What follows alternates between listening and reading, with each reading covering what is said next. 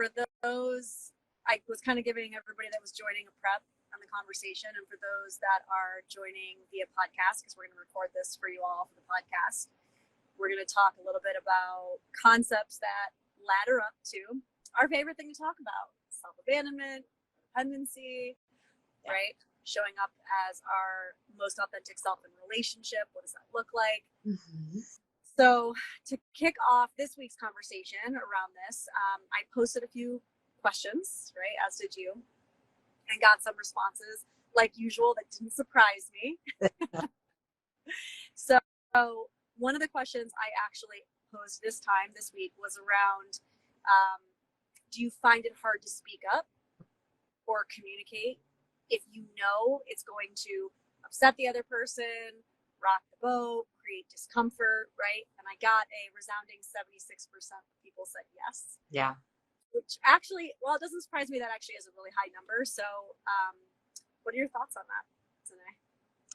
Well, I was just thinking about something I feel like you say so often, that I think our most intimate relationships are always our most vulnerable spaces. And like, I think most people who know you, and you would agree, would say that you are not like a bashful person about speaking your mind. You like don't really struggle with confrontation in like all elements of your life. But when it comes to relationships, I feel like you will often say, that is the one space that I might hold back a little. And I think that's true of it's certainly true of me as well, but I think I might do that more in other areas. But in relationships, it doesn't really matter like how we are in the world in general. I think relationships become that one vulnerable spot where it becomes really hard a lot of times to say the thing, because we really want to maintain that attachment, right? Right. So as somebody who for sure has struggled with this most of my life, at some point I was given the message that by taking up space, by being my fullest self, by communicating my thoughts, my needs, whatever that might be, my hurts, right, that I was going to inconvenience somebody or put somebody out or upset somebody in some way. And I was going to kind of feel the retaliation of that, right? And retaliation might be a big word. And I think for some people, it might really feel like retaliation. Mm-hmm. But I think even for a child, retaliation can feel like the sense that, let's say, the caretaker has a hurt feeling and is pulling away. It could be the cold shoulder, right, that you get from a caretaker if you say something that upsets them or bothers them.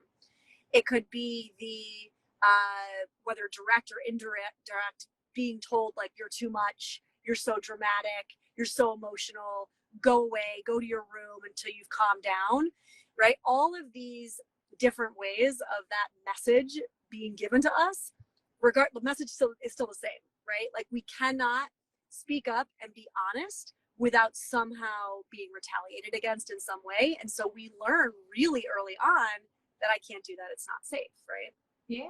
I think we talk a lot about the reasons that we speak to codependency in the context of like, we are all codependent in ways that we shouldn't be shaming ourselves for, because it's so much of how we're socialized. Yeah. I think what you're speaking to is how much the origin point often of our codependent tendencies are, your emotions are big, mom and dad feel overwhelmed, go to your room and come back when you've gotten yourself together, which means basically you've suppressed the truth of how you're feeling, and then you can get my love, right? And so it becomes a lot of our early conditioning is, I get love when I suppress what's true for me. I get love when I stop saying the thing. And so we're conditioned really, really early to know to know that it's not safe, and that we will be turned away from, or people will pull away from us, or we won't be acceptable in the fullness of ourselves. And so that carries on into adulthood so often. Right. I mean, even when we think about like the messaging around like boys don't cry, right? Or we think around the messaging around with using that word dramatic, right? Like, you're being dramatic, right? You're over emotional, right? There's so many ways that it's not even gendered, that both genders are taught that having an emotion is a bad thing, right? That like being emotional is a bad thing. And so because our deepest need as a human is to belong, right? I mean, we are kind of tribal creatures. We're going to do whatever we feel like we need to do to make sure that belonging happens. And if that means turning off that, authenticity, drip, we will. So I say that to say, if that's something you struggle with, number one, know that you're not alone in that. Number two, know that it comes from somewhere, right? It's not just you. You didn't just create this struggle in your mind. It is something that most of us adapt to from early on, right? But then, so I guess let's talk about the other side of that, which is kind of the movement through, right? The ability or the process to learn how to do the thing, how to speak up and say the thing, no matter the consequence. It's a really easy process. You just do it. Super easy. Yeah, I mean, I think that is the work of learning to, as I like to say, stay with ourselves, yep. Right? To notice the feelings, the overwhelm, the fear, the flooding that comes up when I think about saying the thing, notice the narrative. And when I say narrative, I mean the stories that I'm telling myself about what will happen, the stories I'm telling myself, like the harsh inner critic, the ways that I'm talking to myself about saying the thing. And how do I practice? And it is a practice because none of us are at a point of arrival with anything ever, but how do I practice having a different conversation with myself, talking to myself about what else could be true? I love to like literally say to myself in those moments that I like start to say the thing and I am afraid of someone pulling away from me. I love to say, well, you know what, Dené, like I'm still here. Like I literally talk to my little girl that way and I say, I'm still here with you regardless. Right. And it can feel silly, but I have found there's something on a nervous system level that just is sort of like soothing to our inner child when we have a conversation and really validate like, yeah, this is scary. This person could pull away from me. This person might reject me or be angry with me. And I'm going to be here with you no matter what. So let's say the thing and the chips will fall. And I think it's that thing of like, we model bravery, we model that we can do this when we do this. And then that other person starts to feel a little bit of safety in your energy, because when we're both like activated on a nervous system level and we're just sort of defending against the defenses, it's like almost, you know what I heard Connor Beaton say something once that I thought was so smart. He was saying like, make your goal to outregulate the other person. Like basically like I'm setting the baseline with my nervous system. So I'm going to do all of this self-regulating work. And what we end up doing, because we are all connected and because we do have the ability, you know, all this conversation around co-regulation, yes, we can do this, but each person has to take responsibility for what they can control, which is themselves. And so if I say I'm going to outregulate everybody in the room with the way that I bring myself back to myself and really talk kindly to myself through what comes to the surface, then I think it shifts the energy of what's happening between us and both of us feel a little bit safe. Yeah, I like that. You know, personal anecdote. I was thinking last night, actually, this came up for me, where I could sense that my partner was like upset or in a weird place, right? And for those of you listening, I'm sure you're like me. It's like you can sense it immediately, right? Like we're those people where it's like the spidey senses are going off. Yeah. And my go-to, so if we're talking about speaking up, I would say the opposite side of this coin is the person who does it's the same person. Like I am the same person. I struggle with both, but the opposite side of this behavioral coin would be the like, are you okay? Are you okay? Is everything okay? Like, what can I do to make it better? Right. And so I would usually do that. And I remember actually just last night, I in my head, I thought to myself, it's okay if he's in a bad mood. It's okay if he's upset. It's okay. Like who is telling you that it's not okay? Where are you getting the internal message that you have to fix it or that he needs to be okay all the time, right? And I actually walked through this in my mind last night, and I was able to go to bed without getting into the like, are you okay? Are you okay? But not only did I not slip into the are you okay, I didn't slip into the now I'm annoyed or resentful because I feel like I have to take care of you, right? I actually took myself out of both of those potential kind of pitfalls by really just catching the emotion, catching the thoughts, and being like, yeah, but who says? Why? Who is telling you that you have to fix this, that he's not allowed to be not okay? And that might sound silly or like elementary, but damn, like we still have to continue to show up in the moments and do this work, even after we've been doing this shit for 15 years, you know? I love that you said that. And I think something that I haven't articulate it a lot, but I have very much found to be true in my own work and in my own healing. So much of our work is to allow ourselves to like practice sitting in the discomfort of someone conceivably being mad at me. Ooh. Someone like rejecting me, or someone being pissed off and not fixing it. And like, I can own my 100%. I can say, oof, you know what? Like, and you know, I have people in my life who very much like, I'm the very like, let's squash this. It's not that serious. Like, let's just make it better. Like, that's a little my amount. But what I find so often with couples is it's very yin yang. Like, one person is the person who wants to quickly make it better. The other person needs some time to process, right? Yep. And we always find each other. So the person that like quickly wants to make it better will just like cower and feel shame and like ick and all of this stuff to like fix it. And what I found is very similar to what you're saying. What I talk to couples a lot about is that thing of like, what if you stayed with yourself through what surface? Like, yes, you can own your 100% and say like, oh, you know what I just said wasn't cool, I apologize. And then that person who like wants to be in the grudge, wants to be like, needs time. Like, I don't even want to like make that wrong, but they like need some more time to process and come back to you. That's fine. But can I stay with myself and not be in the like, I need to fix it? And like, yeah, that person's pissed off at me and they can be that right now. And I can stay with me and it's okay. I don't need to fix it. Big. Yeah. Right? Big breath. Yeah. Yeah. Yeah. And I think also another really important point for all of us to remember is, and I know for me, this is really helpful to remind myself, why am I trying, like, I always say, what is the motivation for the behavior, right? Like, be really honest with yourself. Like, look at yourself in the mirror in a way, be honest with yourself in a way that nobody else is going to be honest with you about, right? What is the motivation for the behavior? So in this instance, my motivation for wanting to fix it wasn't actually, or isn't usually actually, about making him feel better. It's about making me feel better. I'm uncomfortable that there's something in the air. I'm uncomfortable that he's uncomfortable. I'm uncomfortable that things aren't okay, right? And so I need to make it better so that I feel comfortable. And I think it's really important to continue to verbalize that motivation, because it really actually helps me when I remind myself of that, to be like, okay, right, this isn't about you. So stop.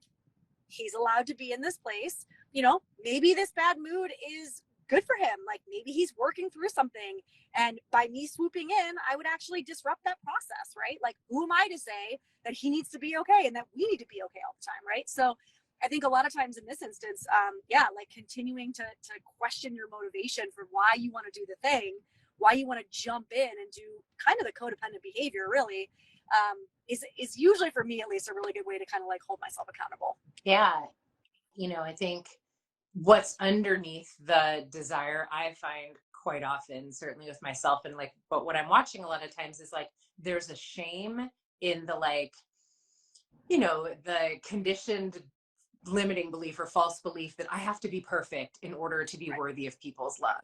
And I think something that you often say that was such a like moment for me was that thing of like, I can do bad things and that doesn't mean that I'm fundamentally bad, right? But in those moments that person pulls away from me, my inner child is activated in the like, if I've done something to make someone angry, that must mean I'm a bad person and I'm not worthy of love, which, can I stay with myself through it and question that and challenge the validity of that statement, you know? Totally.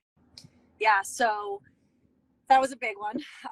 I guess we can move on. So question number 2 that we posted was, well, it was a larger one. It was really around like, am I able to show up authentically in relationships? But the part 2 to the question was really like, do I even know what that means? Right. And I think I get similar questions a lot from people, whether it's through DM or whether it's clients that I'm working with, where the question is always around identity, right? So I always say that codependency recovery is synonymous with identity work, right? Like, they go hand in hand. We have to be able to build this and establish this sense of self if we hope to move through these self-abandoning behaviors, right? These patterns that we have.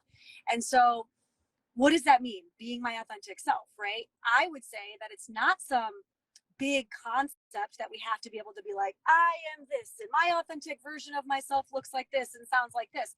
I think, again, it goes back to those micro moments, right? So using that example of me last night, my authentic, the highest version of myself is somebody who's got me, emotionally. I can sit with myself through my own discomfort. I can allow somebody else their own discomfort. And through doing that, we become stronger individually, but we also become stronger as a partnership, right? Whether that's romantic, friend, family, whatever. That is the most authentic version of me, because me showing up and fixing and people pleasing and doing all those behaviors, that's not authenticity. That's out of fear, right? That's not out of love, like you always say. So what are your thoughts on that? Yeah, what you said.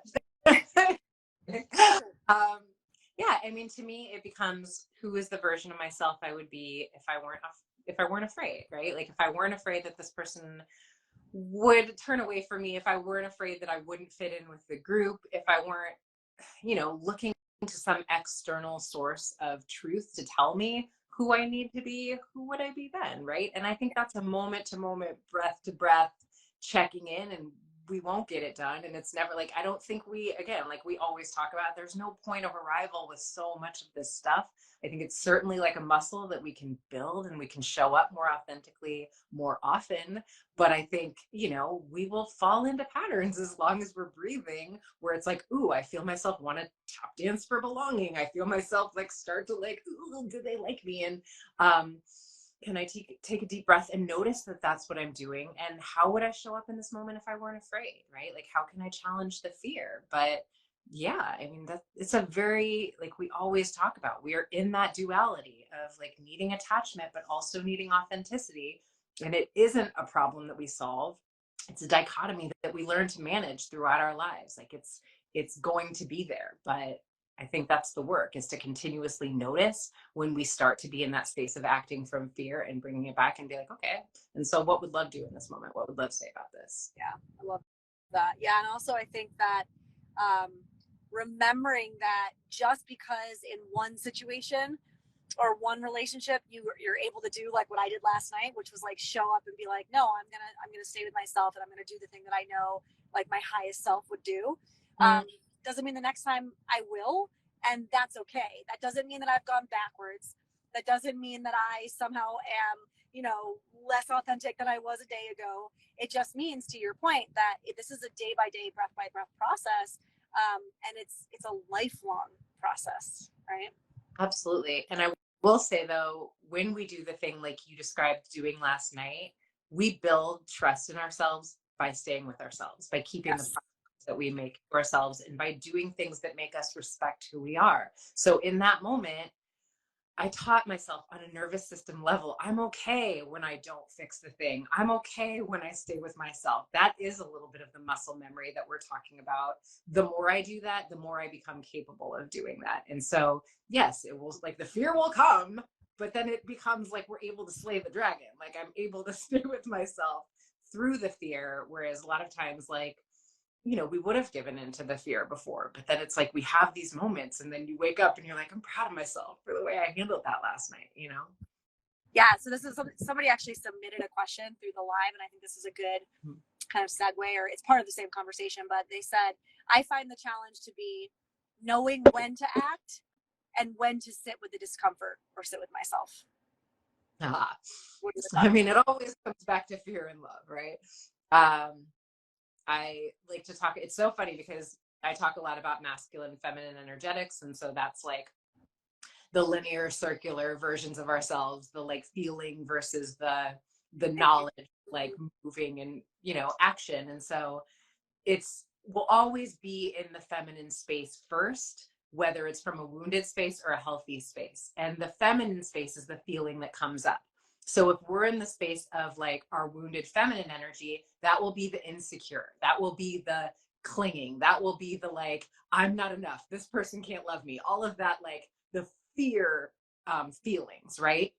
And so that will be, I will move into action from a wounded masculine space of control, of competition, of, like narcissistic, like, ick, like there's not enough, lack mentality, those actions, right? Now, if I'm in that like healthy space of what I'm feeling, if I believe that I'm connected to something bigger than myself, like some source, if I believe that there is like abundance and that we can collaborate and that there's enough for everybody, if those are like the feeling spaces that I'm tapping into, then I will move from the space of inspired action. And that's my healthy masculine energy within me, which is like, I got me. I'm my own container. I know that I can like do hard things and prove to myself that I'm still here. So it becomes, am I moving from the space of my wounds, or am I moving from the space of trusting myself? And again, it's like, I got to check in. Is it a fear thought or is it a love thought? And normally, if I'm moving from the space of what I'm afraid of, that's the space of my wounds. Like, I don't think most babies, like, well, they have annihilation anxiety, so they're afraid of like no one, like, you know, taking them in a swaddle and taking care of them, but they're not like, oh, what if I'm judged for this onesie that I'm wearing? That's not like Right. the space that babies normally embody. So a lot of those fear spaces are our conditioned responses. Those are like the way we always talk about the shadow, right? So those are the things that we accumulate throughout a lifetime. Those are our wounded spaces. And you can tell that you're acting from your wounded space when there's a fear that is driving the action. But when I'm in my most authentic self, as we were talking about, then that's in the space of like love for myself. And if I'm moving from the space of loving myself well, then I believe that's inspired action. Sort of a long but Yeah, no, I mean, I think too, like, just to add on that, I think it comes down to, so to your point, like, really, again, motivation, right? What's the motivation? So is the motivation coming from fear or is it coming from love, right? I think that's a really good question to ask yourself. A lot of times with clients, I'll do the thing where we say, play out the tape, right? Play out both directions. So if I don't know when is right to speak up, right, or when it's right to kind of sit with myself and sit with the discomfort, play out what would happen if you did both, right? So if I say the thing, okay, then what would happen? Okay, well, they might get upset. Okay, then what would happen? Then I'll be uncomfortable with them being upset. Okay, then what would happen, right? And just keep going and going and going, and then do it down the opposite path. So I don't speak up. Okay, well, then I'm going to feel resentful. Okay, then what would happen, right? And play out that direction. Like, what's the potential for that? So that's another really good exercise sometimes, especially in the beginning of this work when you truly don't know, like, well, what is love and what is fear? Or you truly don't know, like, so what is my authentic self actually really want or need, right? Because in the very beginning of doing this work, you might not know, and that's okay. So doing some of those exercises can be helpful. I think another exercise that I have found to be really helpful is remembering that you don't have to decide right away. So I am one of those people that actually needs more time to process. I've always been like that, right? I get very, exactly what we're talking about. This is me. I get in my head. I get overwhelmed. What should I do? Should I speak up? Is this feeling valid? Is it not valid? Am I allowed to say this? Am I not allowed to say this? Like, I get into all of those headspaces. And so I have really learned to not act right away, not speak right away, not in essence of like sweeping it under the rug, but in the essence of I need to sit with myself in stillness for a little while and sort through all of these conflicting thoughts and messages and emotions that are going on, maybe do a little bit of writing before I'm able to say this is fear or this is love or what's the worst thing that could happen and play out the tape, right? And I think it's really important that we understand that people have different ways of processing. I see this so often, and I'm sure you do too, working with couples and even in my own relationship, that we have such an expectation that our partner or even our friends or even our parents or our family, that they look at and process the world the same way we do, right? And so especially like we can layer on attachment styles. My partner tends to be a little bit more anxious. He wants to talk about things right away. That's not how I process things. If he brings something to me and I need a beat, I need to kind of walk away with it and sit with it and give myself a little bit of time so that I know, like, again, what is my voice saying versus like, what is the fear saying, right? What is that self-protective version of me saying versus like, what is my authentic version saying? And for him, that can feel like a couple things. One, it feels like maybe I'm not participating in the relationship with him. So he feels like abandoned or like I'm not in it with him, right? Like if I were really in it with him, I would want to roll up my sleeves and get into it right away. Not true. That's his fear talking, right? Now, it is important for me to say, I need a beat, I need a minute, I'll come back in an hour, I'll come back this evening, whatever that thing is. But we really need to pay attention to how often we expect other people to think, feel, do, act, speak the way we do, and how detrimental that can be just in general to our relationships. Oh, I think it's some of the comments. Yeah, I completely wholeheartedly agree with you on the power of the pause. I love to say, when I don't know what to do nothing. That's normally your Yeah, answer.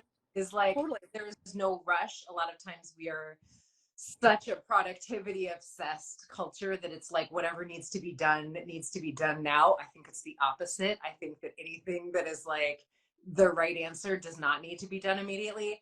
The only thing I want to circle back to, because I think what sometimes I hear clients doing, and I don't want there to be any misunderstanding about what I hear and what you're saying.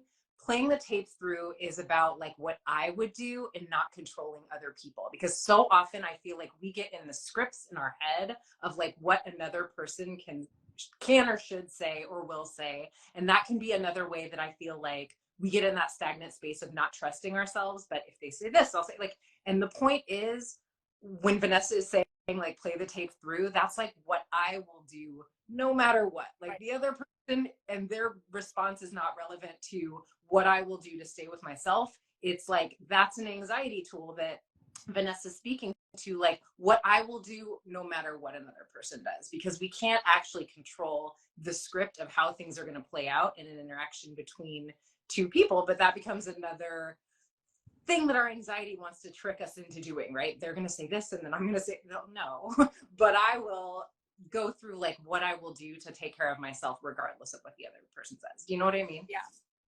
Yeah, I mean, I think you're right. It's like understanding the point of that exercise is to essentially challenge the ego, challenge the fear voice, right?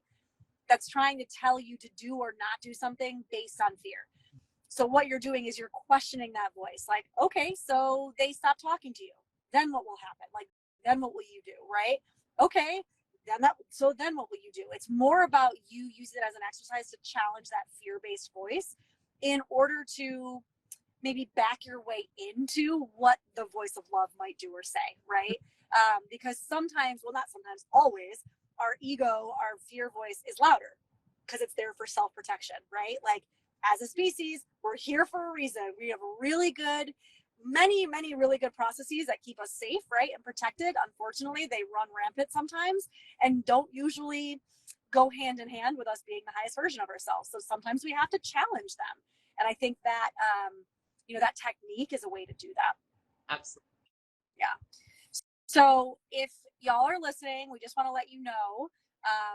So as of today, we have one double room left for our Costa Rica retreat, the first week of June. So if y'all are interested, last chance, we got one more room left. There's only 2 beds left. That's it. It's sold out. It's only in a few weeks. Get on it. It's going to be super amazing. Just filled to the brim, not only of these kind of conversations, but, we're bringing on our colleagues, Millie and Ashley. We're going to have a little bit of astrology. We're going to have some intuitive, therapeutic, techniques and tools. I mean, it's going to be a magical week. So definitely check the link in our bio for that. And then also, if y'all didn't see it, Dené and I just launched our private online community. So if you feel like you just cannot swing the retreat, we get it. We hear you. We're trying to make it as absolutely cost effective as possible. We're going to have weekly process groups. Both Dené and I are leading them. We're going to have 2 live workshops a month. Dené and I will lead one, and then we're going to have a guest speaker. So our first one's on Friday with Amani in Touch, and you can look at that in my bio link as well.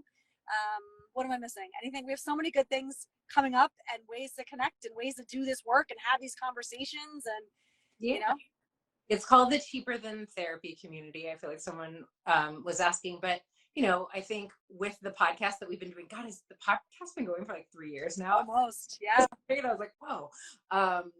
And I think we have had such an incredible opportunity to bring people on the podcast that we've been so inspired by their voices, their work, the way they're showing up in the world. And so we wanted people to have more opportunities, not only to work with us in an accessible way, but also so many of the people that we're really inspired by. And so the Cheaper Than Therapy community becomes an opportunity to actually, if you've listened to a podcast and you've really loved someone's perspective, Imani is someone who's been on our podcast. She's going to be in there this Friday.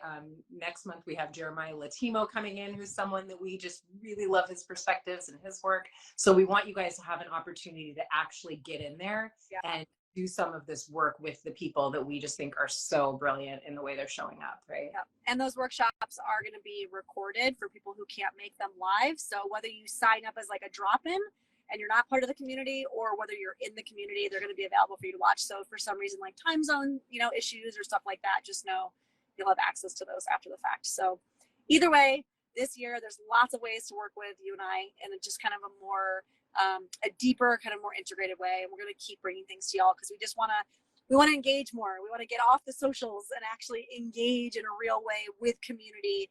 We know how important it is. And so we're trying to bring it all to you. So we hope to see you on the other side. Absolutely. Love you, babe. Hey, babe. Love you. Bye.